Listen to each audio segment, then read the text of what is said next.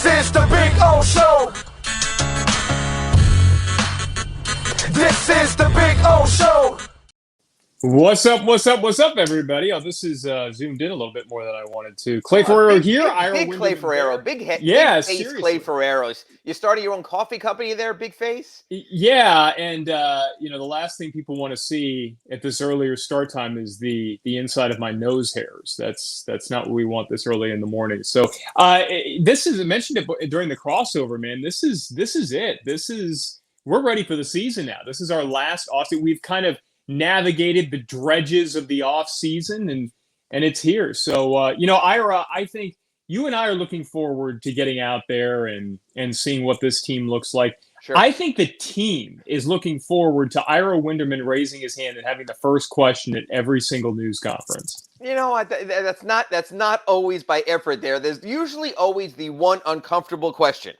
So a lot of times it's like, let him ask the uncomfortable one, and then we'll come back in with the other stuff or whatever. And the one thing is, Clay, and you know how these press conferences work. Fortunately, we're in person next week. We've had plenty of Zoom over the last 2 years. And you know this even from the Dolphins. Sometimes you get one bite at the apple. So you can lob up a softball, or you can get the question answered that you want. We all go into these with objectives, with plans. When you're out there in Local 10, you're telling your producer, your sports director, I plan to do a feature story on this. So right. You know you've got to get that answer. So whether it's asking Tyler Hero about whether bulking up is better for his game, whether asking Bam Adebayo if he's still tired from the Olympic experience, whether asking Kyle Lowry how difficult the transition's been, if you miss that opportunity, it might not come back. And then all of a sudden you're producing your feature and you're editing your video, and all of a sudden you realize you don't have the one thing you need. So my thought is, hey, you know what? I can leave it to someone else, all the friendly stuff and all the, the gratuitous stuff or whatever. I'm going to ask the question I need asked for this reason. I'm going to ask the question that people want answered. So, yeah. So sometimes it comes off a little gruff. People tell me that after. I remember, I'm sorry to be long-winded here a little bit. Goran Dragic got his new contract, the one that actually just expired. And I asked the question I was so curious about at the get-go. He had the heat by the whatever word you want to use.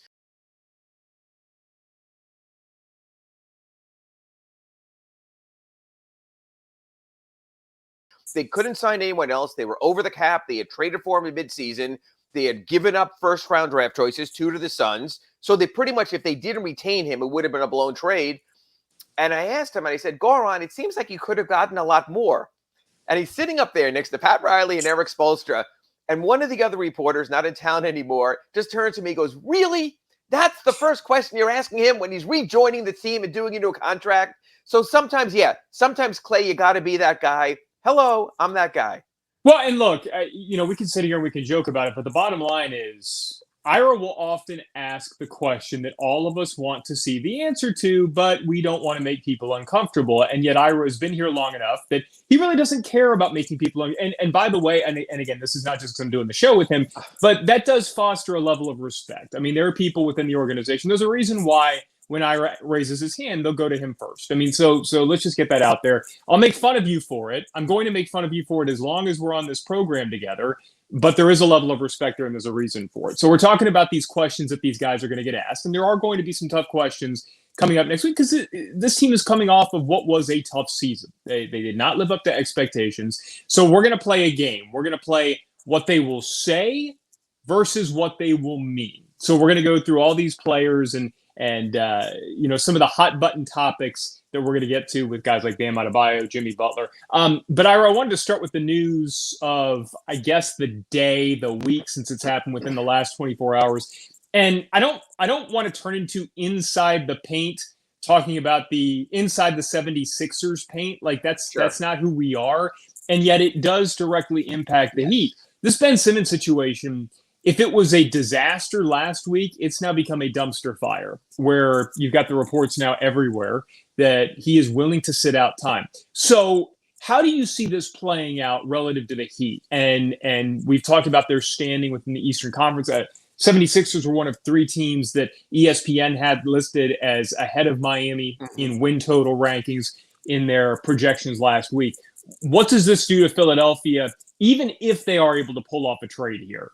Clay, I always screw this up. Maybe you younger kids with the sci-fi background can help me on this. Which is the worst situation, DEFCON 1 or DEFCON 5? Which way does that go? I think it's 5. I think it's 5. Yeah, DEFCON 5 is the worst. They've risen from 2 to 3. Probably were about 3 last week. Now we're about 4. They're getting to that level where their hand is being forced. And it's really interesting. There was a story just posted on ESPN.com by Bobby Marks, the former Nets executive, saying how free agency has changed. How all of a sudden you get your contract, just get your money first, and always force your way out after. We saw that. And by the way, not to interrupt you, but this is something Pat Riley told us 4 years ago was happening. He said pre-agency, right? Exactly. You're moving in that direction. So Giannis Antetokounmpo, I think, surprised the Heat to a degree last November, signed his extension with the Bucks, figuring, hey, I can always force my way out if it doesn't work. We saw Bradley Beal do that with the Wizards. We saw Ben Simmons obviously get his contract also. We didn't see Victor Oladipo do it, and I think he has lived to regret that. So you have situations now. This is going to become the new norm in the NBA. And you know what? I don't even know, honestly, if it is the new norm in the NBA, because we saw what James Harden did. Honestly, let's be candid, we saw what Jimmy Butler did in Minnesota, reporting late to camp, having that practice with his Rolex on, calling out everyone storming through a 3-9, I think it was, start of the season, and forcing his trade. So I think the Ben Simmons case is nothing more than what the norm is going to be this time of year. So there are people, maybe old school like Pat Riley, who would say, I'm going to draw the line. You are getting fined every single day till you show up. You have a contract. You made an agreement to work with us. I'm not sure that works anymore. I'm not sure that the old norm, the old Bill Parcells style in football or something like that works anymore. So I'm really curious to see how the 76ers handle it. Do you worry more about making it look like you're capitulating? Or do you say to yourself, you know what? We have a responsibility to the rest of this team, starting with Joel Embiid and the rest of a competitive roster. We've got to do something in the moment now to keep it going for these guys. 1, I don't expect Ben Simmons to show up. 2, I expect the Sixers not to make an immediate move. That's not how Daryl Morey works. It's not how he worked in Houston. But 3, Clay, I totally agree. This is a Heat issue for this reason. If the Heat can gain some ground on the 76ers early in the season, we learned this last year. Remember, Clay, when they went into Philadelphia, had only 8 players. Yes. Tyler Hero barely was going to play. Yep. They lost 2 games. Yep. That comes back to bite you in the standings later in the season. So if the Heat can gain ground on the Sixers early, even if you think the 76ers have a better roster, then I think it is a story Heat fans and the Heat will be watching. I think the more it drags along, the 76ers both don't have Ben Simmons and don't have a replacement. As a matter of fact, I'll throw it back to you with this question. The Philadelphia 76ers, with this roster and without Ben Simmons, so just take him off and no replacement, where would you put them, the Simmons-less 76ers in the Eastern Conference? Based on who they were for most of last season, I would put them behind Boston. I would put them behind Atlanta. I know I'm higher on Atlanta than you are. So, yes. So I'd probably put them in that 6th spot. I'd probably put them right there. I'd still have them ahead of the Knicks. And now that can change if Tyrese Maxey turns into the type of replacement that I think they wanted him to be. But just because he can run the point guard position doesn't mean that he can orchestrate things defensively like Ben Simmons. Because one thing that Ben Simmons, so again, we don't want to turn into inside the Sixers here, but I think the point that you brought up that is really interesting and something that Heat fans really need to be thankful for is they have not been on the other side of this, where, they're always the team that's kind of lurking in the weeds, waiting for the disgruntled superstar. They have not been the team that has had the superstar that has said, I'm not going to show up. And look, like you were talking about the Minnesota Timberwolves, that was a talented Timberwolves team. They made the playoffs the year before, and they had Jimmy Butler and Andrew Wiggins and Karl Anthony Towns. And, there was a feeling, not that they were going to go into the upper echelon of the Western Conference, but that they had a chance to actually start to ascend with that young roster. And it devastated the franchise. I think Joel Embiid is enough of a number one MVP candidate to where it's not going to devastate the franchise, but you can't help but fall off there. You mentioned Daryl Morey, and the thing that's going to make this really complicated, you mentioned he likes to hold off on doing things. Ben Simmons' value is nowhere near what Daryl Morey seems to think it is. right now, based on everything that you're hearing. Daryl Morey also, and you correct me if I'm wrong on this, is somebody who is well known as somebody who likes to use the media in ways to kind of get his message out there. So I think this may play against him. The fact that they're saying, oh, well, we're going to wait until a Damian Lillard becomes available. You're not going to get a Damian Lillard for a Ben Simmons or in this the way things are. So well, you correct me if I'm wrong on that. I'm going to interrupt you for a second, Clay. You're not going to get a Damian Lillard for a Ben Simmons unless the Blazers start 1-9. You're not going to get a Bradley Beal for Ben Simmons unless the Wizards start 0-11. So the strategy could be, let's see what happens with those other teams. Damian Lillard could say he's happy enough now, but a little bit more losing, who knows? Bradley Beal could say he's happy now, but all of a sudden you lose Westbrook, and yes, you bring in Montrezl Harrell, and you bring in Kyle Kuzma, but it's not the same. So I think that could change things also. So I think waiting does that, but all the while, Clay, like I was pointing out how it affects the standings, the games roll off. Yeah, that Philly waits 1 game, waits 5 games, waits 10 games as well. So yes, I do think there's a chance. That's why I disagree with you, and I interjected here. I do think there is a chance someone could come, but that'll be further down the road if you have another piece of distressed property. Right now in the NBA, there are 2 significant salaried distressed pieces of property, John Wall and Kevin Love. Neither of them is anyone you accept in return, of course, for Ben Simmons. So you might just want to wait on the distressed property market. Maybe for a team that thinks they are better than they are and proves not to be who they are. I don't know, Zach LaVine and his extension in Chicago when it goes south there for Billy Donovan. So you could play the waiting game. That's why I was curious about your thoughts about the Sixers is how much time can they bide? How much time can they buy and still be a formidable opponent in the East? That's what I think makes this a Heat story, makes this an Eastern Conference story, and makes this a seeding story. Sure, Clay. I don't think they can buy time. I think this thing has to be figured out. And, and let's bring this back to the Heat. Sure. This is the new age of the NBA with player empowerment. And I think what you saw when LeBron James left here, and Pat Riley has done his best to reach out to LeBron and try to mend fences and things of that nature. And yet, I don't know you're going to see a clutch client that's got a whole lot of offers elsewhere coming to Miami anytime soon, like a max level clutch client coming to Miami.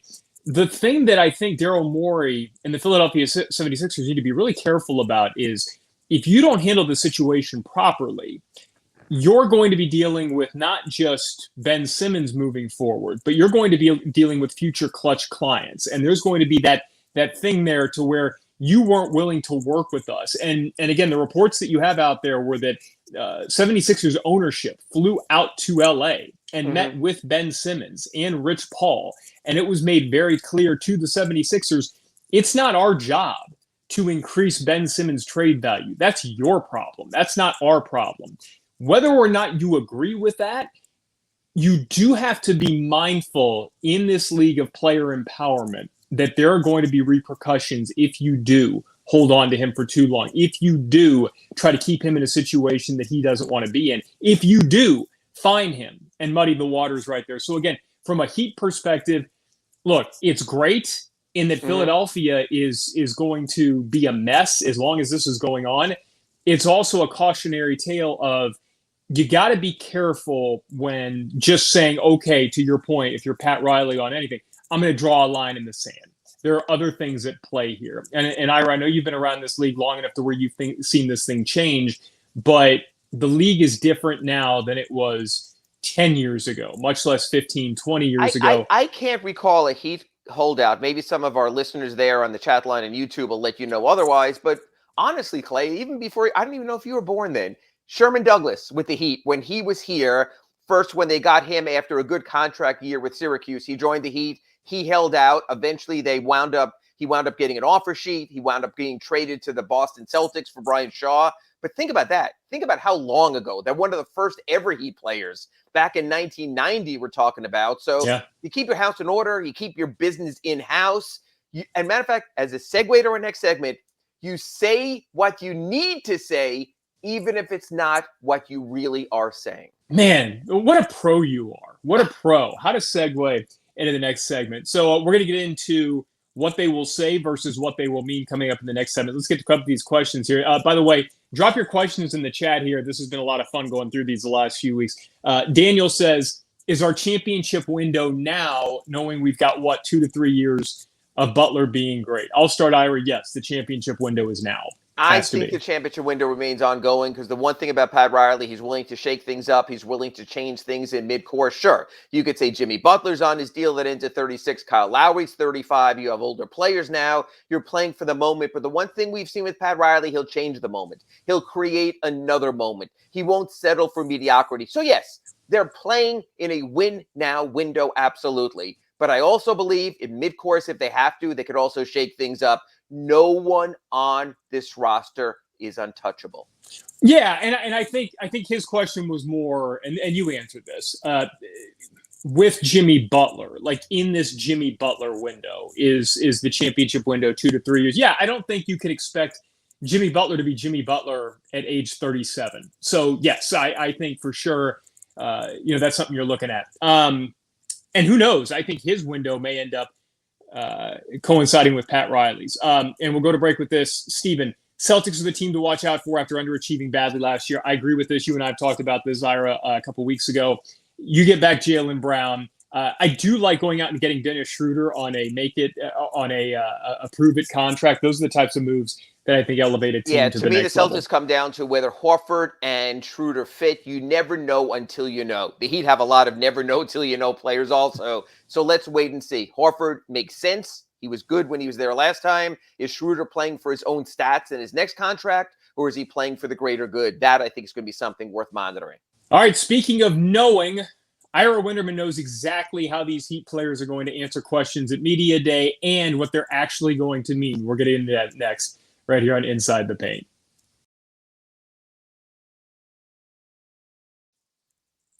Back here on Inside the Paint, Clay Ferraro here, Ira Winderman there.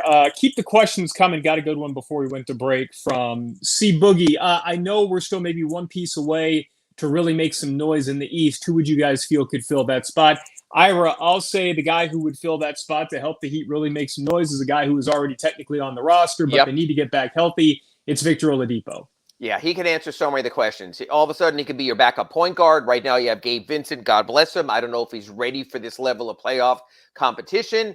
He becomes your also another create his own offense scorer that you could use with this team, especially with Kyle Lowry, more of a playmaker. Jimmy wanted to be more of a playmaker. There's two areas I look at the team. One is another go-to scorer. Victor can be that. And the other is, and I guess, Clay, we won't know till we'll know, and that's power forward.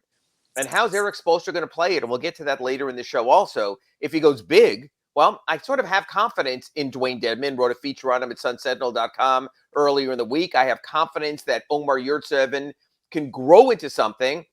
If they go smaller, I'm still not sure about PJ Tucker and Markieff Morris as 82-game answers to this team. So I guess I would say this. They have an open roster spot. They could go into the tax. They could get Victor Oladipo back at midseason. If there was one more power forward answer, like the kind of player that came free last year at the buyout market, two names. Blake Griffin went to the Nets. LaMarcus Aldridge went to the Nets. Heart issue, dropped out, came back this season. If you could add a Griffin or Aldridge type player to this power rotation, that kind of veteran, I'd feel a lot better. So I'd say those two pieces, both of which are doable. Victor Oladipo comes back, looks something like Victor Oladipo. Buyout market time when you will stay under the luxury tax come late February or March and go in that direction also. Hey, guys, make sure to hit the like button, or as O would say, smash the like button. That really helps us out a lot, and it generates some stuff for us, so we really appreciate it when you do. So let's start there with our what they'll say versus what they'll mean segment. And I want to start with Eric Spoelstra, and we'll go through a few different questions that we think he will be asked, and we can say that because we know Ira will be asking the tough questions, what we think he will say, and what we think he will actually mean. So let's start right there with Victor Oladipo. Eric Spoelstra is asked this question. Spo, when would you expect Victor Oladipo to be out there on the floor, given that we know he feels like he's ahead of schedule? So if Oladipo wants to be out there in December, Spo, would you let him go out there on the floor? What would he say versus what would he mean? I have no new update. That's right. I mean, that's what he's going to say. No new So update. Good. There has and not been an update Ira will spend surgery. 15 minutes crafting the question like that. Yes, legalese. I Yeah. always say that. They always ask a lawyer question. So absolutely. And a matter of fact, when the Heat were in their prime, I forgot his first name, Schwartz, Mark Schwartz from ESPN. Yes. Was covering the Heat during the Big Three. ESPN has very specialized people who teach them how to interview. And Clay, you and I think have both been guilty of this. I know where you're going with this. The kind of question where you ask a question and then you have a second part. So you ask someone like LeBron, do you think you guys have enough with the injuries, or do you think you need someone else? And he told me, never ask the second part. Never give them an out. Stop at the first part. And he told me, I used to cringe because you'd ask the question we all want asked, but you'd ask it in the wrong way. And I really appreciated this input. And I'm still finding myself doing it because you want to sort of have that somewhat softer side to not feel like you're sort of there's an interrogation going on there. But I can't tell you how many times I have actually pre-written and crafted a question so it could not be answered with yes or no. But you know what? It's like Kevin Lockery. I used to do his radio show with him when he was on 940 during those years the Heat broadcasts were there. And he always told me, never answer the question, always answer the answer. That's what coaches do. They give the answer that they're coming into the room with anyway. We will not get a Victor Oladipo update. It will come from Victor. It will come from his agent. It might come from his doctor or some other third party, but it won't come from the Heat. They're not going to put the pressure there because that creates two pressures. It creates a pressure. One, let's say they give us a target date, December 23rd. They throw a date out there. We're clicking off the days. Only 53 days till Victor Oladipo returns. But also, Clay, we're putting the clock on the other players. Only 53 days until Gabe Vincent has to prove himself. Only 53 days until Max Strus has to show he belongs and should remain on, in the active rotation. So you have that also. I know for a fact already right now, you're not going to get a clarified answer. They're going to say it's a fluid situation. The real question is, as you mentioned, that's going to be posited to Eric Spoelstra. What happens when someone asks Vic? And that's what's going to happen. Eric Spoelstra will speak first. He'll say no new update. We'll go to Vic. Vic might give us a time. Vic might even say, and this will blow the Heat away, well, I'm hoping to be there for opening night. And it's like, whoa. But then you don't get another bite at the Spoelstra apple till the next day. And in the interim, there's all kinds of interference being done. And again, I know I'm being long-winded here. Remember when Victor Oladipo first came to the Heat and said he's still having problems with that knee and it's not 100%? And we all did stories about that. And even Vic the next day, no, that's not what I meant. I'm healthy and I'm ready to play. I just meant that there still were some issues because he got a talking to, because they try to soften the answer.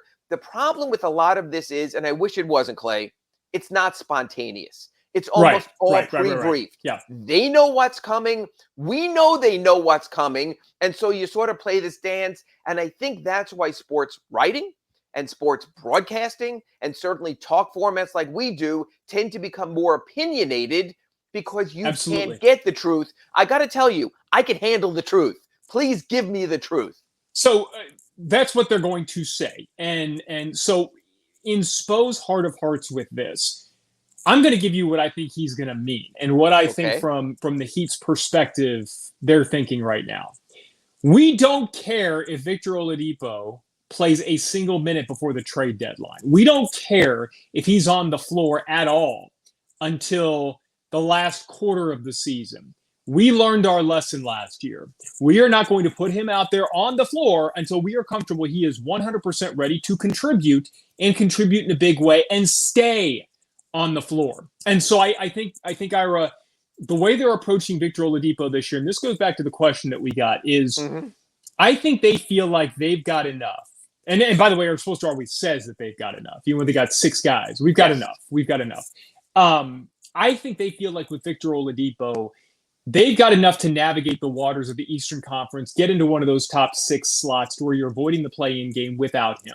And I also feel like they think exactly what you said in the last segment, that he's the type of player that can take them to that next level once it matters in the playoffs. And so I feel like what they'll say is we have no new update. What they'll mean is we're going to sit Victor Oladipo as long as it takes for us to be comfortable that when he comes back, we're not going to have a situation like what we saw in the Lakers game where we're losing him for the rest of the season. But I don't think they know. So I don't think they can even forecast that deep out. And you got to remember another thing, Clay. Victor Oladipo is on a minimum scale contract. We spoke about this in the first segment, how you take your money now and the mistake maybe he made by not taking the offer from Indiana of that $100 million plus extension he was offered. So Victor Oladipo not only has to show people he can still be the offensive playmaking scoring Victor Oladipo, the defensive pest Victor Oladipo, but he also can be the big minutes and big games Victor Oladipo. In other words, if Victor Oladipo wants his 5-year, $150 million contract made good after the season, teams are not only going to want to see if he can do it, they're going to want to see how often he can do Exactly. it. So it behooves Victor Oladipo to maybe try to play 82, to play at least 70 or at least 60. Because when it comes to his negotiations, you know what, Clay, everyone's going to do. Well, he hasn't played more than 50 games since. He's only played 32 games in the last 2 years. So I think Victor Oladipo is going to be the engine behind this. I think he's going to push to play. I think he's going to want to get out there, and that does change the dynamic. Because just like I mentioned with Dennis Schroeder with the Boston Celtics, when you were on a 1-year minimum deal, you're playing for your next contract. And if you're playing for your next contract, you want to have statistics that behoove someone to pay you for that next contract. That changes the dynamic. The all for one, the celebrate a teammate success, all the spoisms. That sort of has to get worked in there also. The Victor Oladipo situation, to me, is as fascinating as anything on this Miami Heat camp opening roster. Because it could be the difference between them making the playoffs and legitimately making a run. Yes. And let's be honest, last year, I don't think that team makes a run even with a healthy Victor Oladipo because there were so many other issues. And we'll kind of get into that as our discussion goes on with this. But this team, as it's constructed, it's such a cliche using the term X factor, but like that's Victor Oladipo. You put him out there in the type of defensive lineup that you could roll out there against the Brooklyn Nets of Victor Oladipo, Kyle Lowry, Jimmy Butler, probably PJ Tucker, and Bam Adebayo. Like, there's not a better defensive 5 in the NBA to have at closing time. So he is the player who could take them from He is the X, Y, and Z factor. Yeah. He's the defender. He's the playmaker. Yeah. He's the scorer. So he's the 3 pieces they're missing in their perimeter rotation. You're absolutely right on that. And so to the original question, I don't think they care about that for a January game in Brooklyn. I think they care about having that 100% ready to rock once we get into the postseason. All right, so next question for Spo, because you know he's going to get it, because I know you have asked this quite a bit. Your Ask Ira readers have asked this. Will you play 2 big men at the same time? Spo, will you play Dwayne Dedmon and Bam Adebayo at the same time? Ira, Spo will say, we are open to anything and everything. And that's his one catchphrase that I'm not sure I could dance around. I have sat down with my legal team. I have sat down with my forensic team. I have gotten together with the debate team at Cypress Bay High School to try to work past this, to ask a question. But that's what he always says. We're open to everything and anything. Now, if I was the sarcastic troublemaker that you and everyone else out there contends, I would counter with, but you said that last season and you weren't. And you've said that about other situations and you haven't. Because, Clay, your actions always speak louder than your words. He did not play Bam and Hassan Whiteside together almost ever. He did not play Bam and Dwayne Dedmon together, honestly, for any stretches of significance. So his actions show that he's not willing to go in that direction. I also believe that when Pat Riley got PJ Tucker for the a little bit less, but around the mid-level exception, there were promises made there of, if you come here, you will start, you will get playing time. I believe when he talked to Markieff Morris, when Markieff Morris was run off by the Lakers and settled for the minimum, Markieff Morris said, if I come here for the minimum, will I get a chance? And Pat Riley said, oh, of course, you're going to get your minutes. So they have to follow through on those vows. So I don't know logistically how it's going to be possible. I do not expect it. I think, like what you said, we're sort of expecting PJ Tucker to be the opening night power forward. We're expecting, I believe, Markieff Morris to be a rotation player, which leads me to believe that Dwayne Dedmon gets the 12-minute, 14-minute a game scraps when Bam Adebayo either comes out, is in foul trouble, is injured or something like that. So I don't see Big because I haven't seen it before. So he might be open to everything and anything. We might consider all possibilities. That's the kind of thing, and I know you're the same way. So you go back to Local 10, you go back to your video, and you decide what to edit in and out of your story. Do you even put a quote like that, a soundbite like that in there? One, to be fair to the speaker, he has a right to say what he wants. Or do you say to yourself, that's so trite that it doesn't advance my story, and I only have X amount of minutes for my piece anyway? That's the problem I have with that. Spoelstra will say that. I cannot guarantee to my readers, our listeners here on the Big O Show and Inside the Paint from Pallet Rock City, that I necessarily will discuss that comment, because I think it's a meaningless comment until we see an action that backs it up. All right. Big O says, unleash Ira on Manny Diaz. No, you know what? Manny Navarro here on the Big O Show does a fine job with that. Kobe Price is doing his work down there. David Wilson, Susan Degnan. We got plenty of people. A matter of fact, it was like I was turning the dials the other day, Clay, going, okay, maybe even some Dolphins, maybe even some Heat, Panthers starting, some really good high school basketball with St. Thomas and American Heritage, and crickets because of UM. This is what I'm telling you. My head will explode if anyone tries to make anything out of the Central Connecticut game at the expense of coverage of the Dolphins against the Raiders, the Heat opening camp, the Panthers being in camp, Inter Miami trying to finally get to that last playoff seed, because this is a week. This would be like the Heat playing a preseason game against, I don't know, the Maine Red Claws. It tells you nothing. So let me ask you this, Ira. And hey, we've prefaced all of this by saying you are somebody who has been unafraid to ask the tough questions. You're sitting in front of Manny Diaz right now, and I'm putting you on the spot here. You're sitting in front of Manny Diaz right now. He is sitting across from you. You have one question. You can ask him anything, and you will get a legitimate answer. What are you asking him?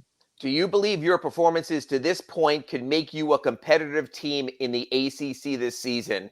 And why do you still hold that belief? That's what I'd ask him. There you go. And see, I thought you'd go more for the Manny. Do you think you've done a good enough job to where you deserve to keep your job? But that's what I try not to do. I try not to make it personal. Matter of fact, there's some people who thought I've made it personal with them. And I was like, please listen to what I said and how I said it. I'll never go and take someone personal. And you know what? If I'm going to make something personal, I'm going to preface it with the person or the PR person at a time. Hey, just let Manny, just let Eric, just let someone know I'm going to be asked this question, because one Heat coach came up to me and said, you have a job to do, and I understand that, but don't you ever blindside me. And I think that's where you can push it sometimes.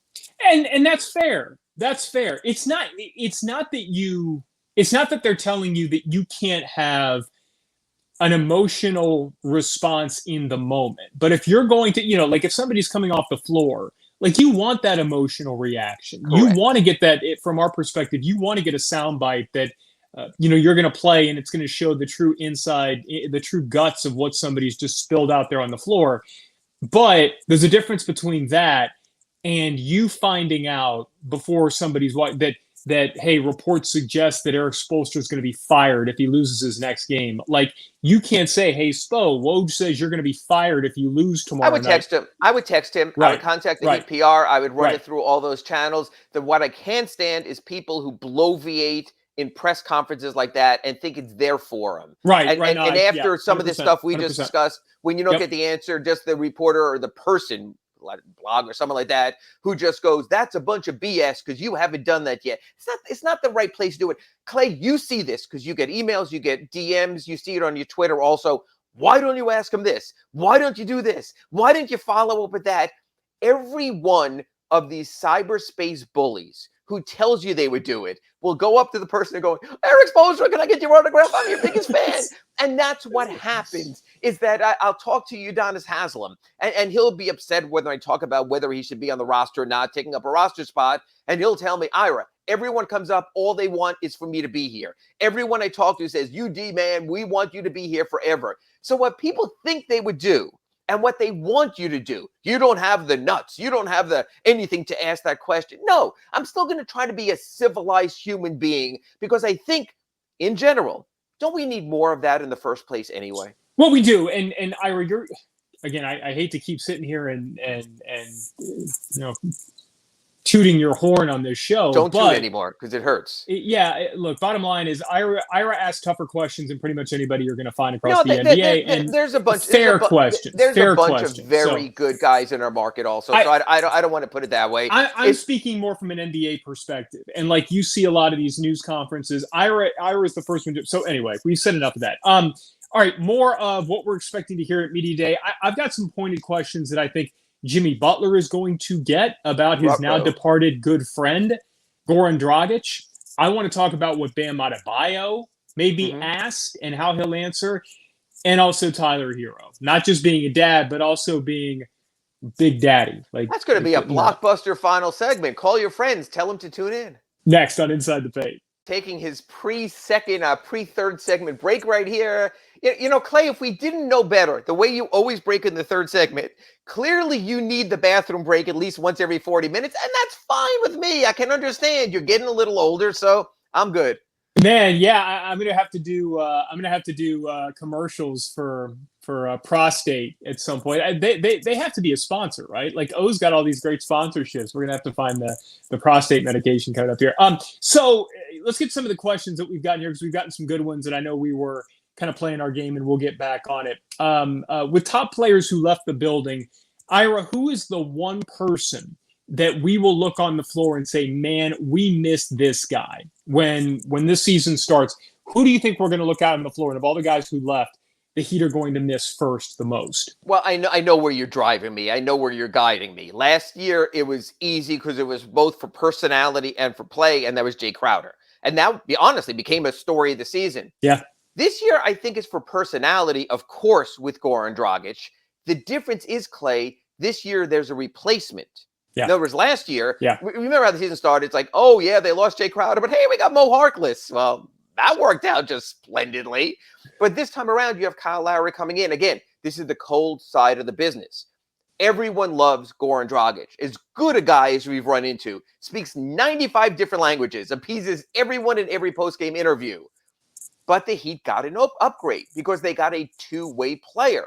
Because no longer are we going to have to talk about blow-bys and Bam having to step up and assist and another guy getting a duck in and a dunk or something like that. Yep. So, yeah, I will miss Goran Dragic. And Clay, in a perfect world, he would have been the perfect backup point guard to Kyle Lowry, and he would have accepted that role because he has come off the bench in recent seasons anyway, and we could have made that, and the Heat could have made that work, but you needed the salary to balance it. So, yeah, I'll miss Goran. I don't think Kyle is nearly as outgoing with the media, has that kind of personality, is more business-like. Can appreciate that approach also. Yeah, I'll miss Goran. But you could say Kendrick Nunn certainly filled in absolutely well for what this team did. Andre Iguodala was a pro's pro until the very end, but it's all about Goran for me. So we're going to play a little Godfather then. If Jimmy Butler is asked, and we're going to get back to our what they're asked versus how they'll answer versus what they mean.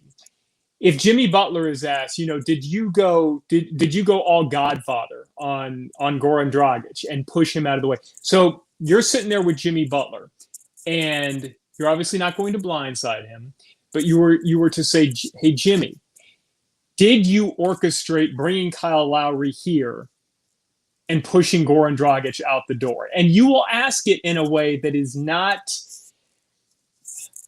what was the word you used in the last? A blindside. You'll ask him in a way that's not blindsiding. But if he is asked by you or somebody else, Jimmy, did you play a part in this move that sent Goran Dragic north of the border? What will he say versus what will he mean?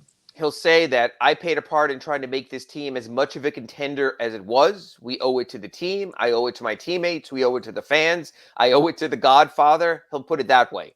He'll downplay orchestration because we know right now we have the whole thing going on with Jimmy. And obviously we've seen fans who remember just 2 years ago, or actually a year ago, what he did with every last breath for this team. And that's the thing, as you look now at this tweet put up on our screen right here for those watching on YouTube, is Jimmy Butler's the kind of guy who gives his all. So it's not a matter of him manipulating for friendships or to get his people here or to do something like that. It's all in terms of wanting to win and wanting to get more, get those 2 victories they didn't get against the Lakers in the 2020 NBA Finals. So no one's blaming Jimmy Butler here. We know the situation. We know that Kyle Lowry is the godfather to Jimmy Butler's child. We understand that there's a closeness. We also understood how we said he was a brother to Goran Dragic, that he was Zoran, that he was his Miami-based brother here. You know what? It's a business also. Jimmy knows it's a business. Jimmy's been put in tough situations with coaches maybe he didn't want to play for, with Fred Hoiberg, with teammates maybe he didn't want to be with, both in Chicago and especially in Minnesota. So he understands that. So no, Jimmy's not going to get caught in the middle of it. I don't think anyone will put him in the middle of it. And the bottom line is this, Clay. The team got better. So whether Jimmy orchestrated it or not, as long as the team gets better, there's no issue. It's when you run off someone who's a quality person, quality player, and bring in someone who's not just to get your guy there. Then you're like, whoa, what's happening? Who's running the asylum here? I don't think that was the case at all. It's a shame it had to be Goran, but it had to be Goran. Well, and see, I think to your point at the end of it, that's what, no matter what the answer is, that's what they're going to meet. Like, it's a shame that it had to be Goran, but there was a clear upgrade at that spot. Yes. And somebody who does have that personal relationship with Jimmy. So I think he would say, look, man, I loved my time with Goran Dragic here. I'm not here to push anybody out the door. Of course, I'm happy to have my guy here. What he will mean is, hey, I need help. I needed help at the end of last year. Did you see what this team looked like at the end of last year compared to the year before? And I think he truly believes, and this is going to get into the next question that I think Jimmy will be asked. Sure.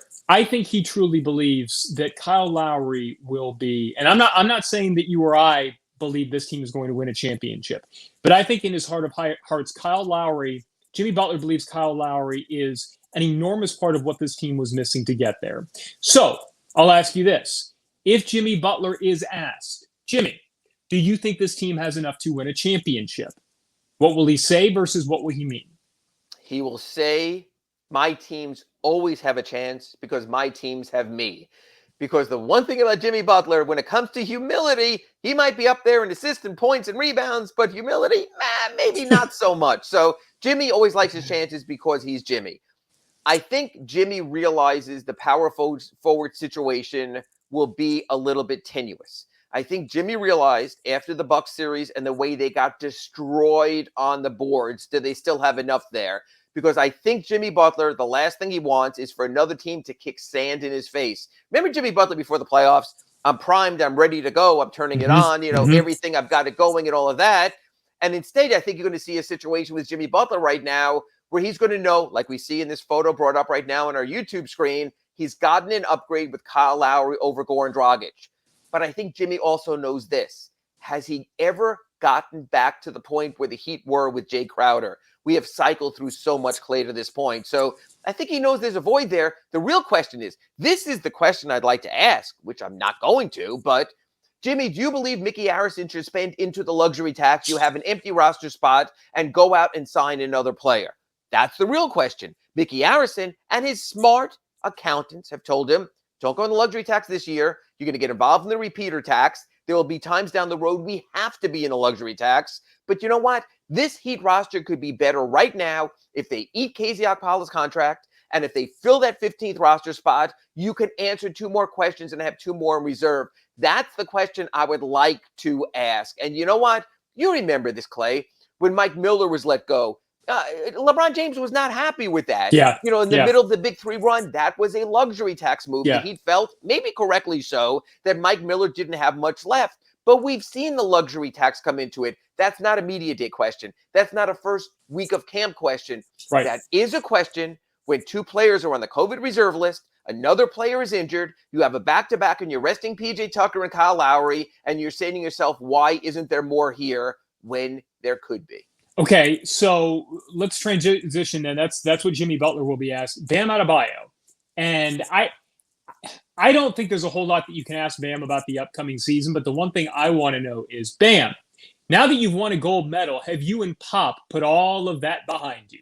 Popovich cutting you from Team USA. Are you and Pop good? Ira, what would Bam say to that? He will point to the logo on his chest and goes, until Pop is wearing this logo, he's just another opponent. He's just another guy. That he's not going to get over that. That's going to be fuel for him.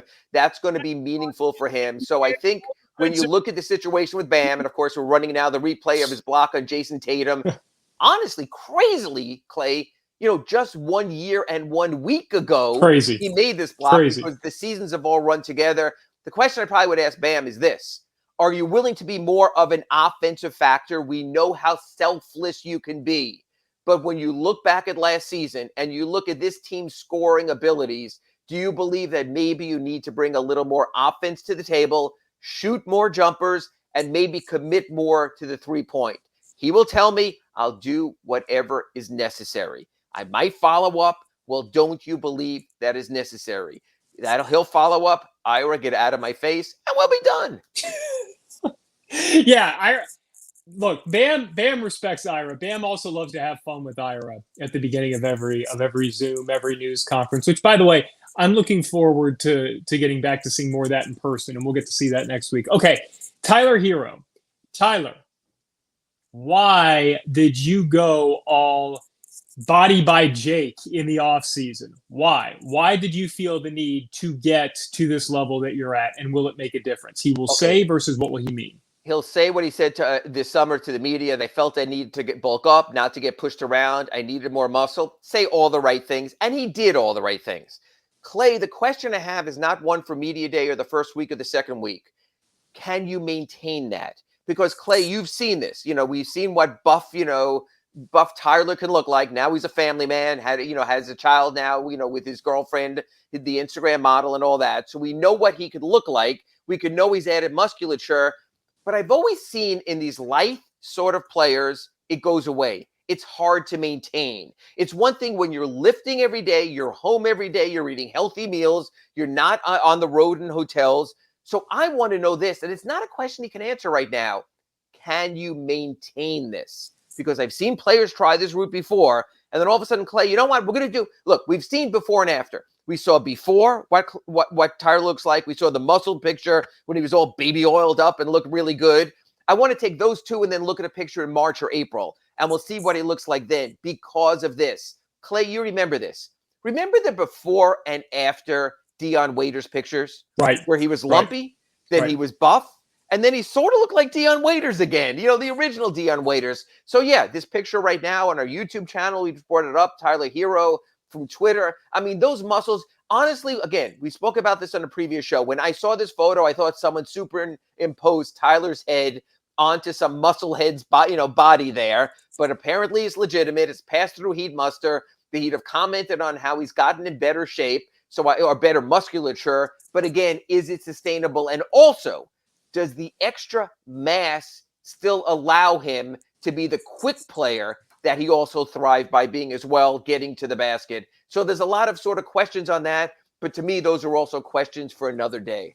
Yeah, and the scouting term is twitchy. Does he still have the ability to be twitchy to get that first step on, guys? And, where I think this is different than the Dion Waiters situation, it's different when you have a player who is shredding in the offseason and then goes out there and is now attempting to play at a lesser weight. Because I feel like there are certain things that players use their bodies to do, whether it's to navigate into the paint and things like that can be a little bit harder when you lose some of that weight, because as the season goes on, you are naturally going to lose weight. And I remember very distinctly seeing pictures of Dwayne Wade on media day and in the first game of the season in his prime versus Dwayne Wade 50 games into the season. And I mean, he really legitimately early on would look like a bodybuilder. And I mean, just jacked and right.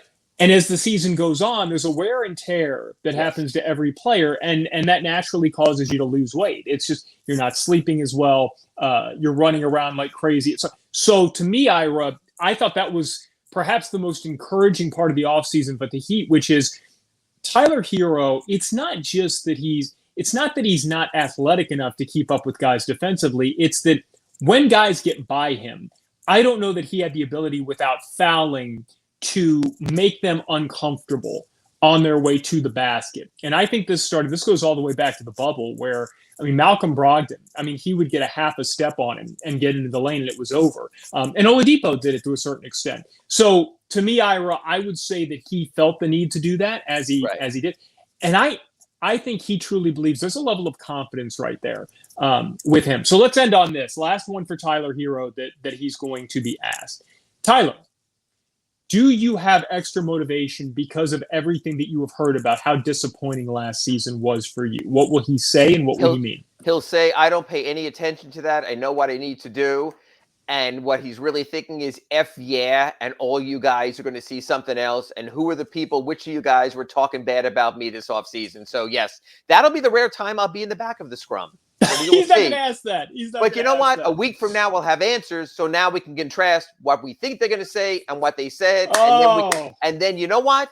I'm going to bring a lie detector with me next Monday. So I'll bring it down there, and then we'll get the greater truth. So hey, guys, thanks for spending these first few shows with us. It was interesting. We were launching this during the off season, and we've been very impressed, overwhelmed by the support. We appreciate it.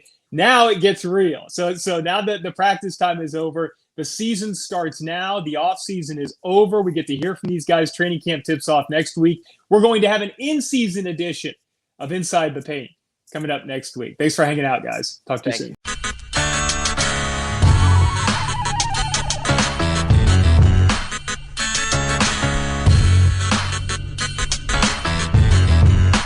This is the Big O Show.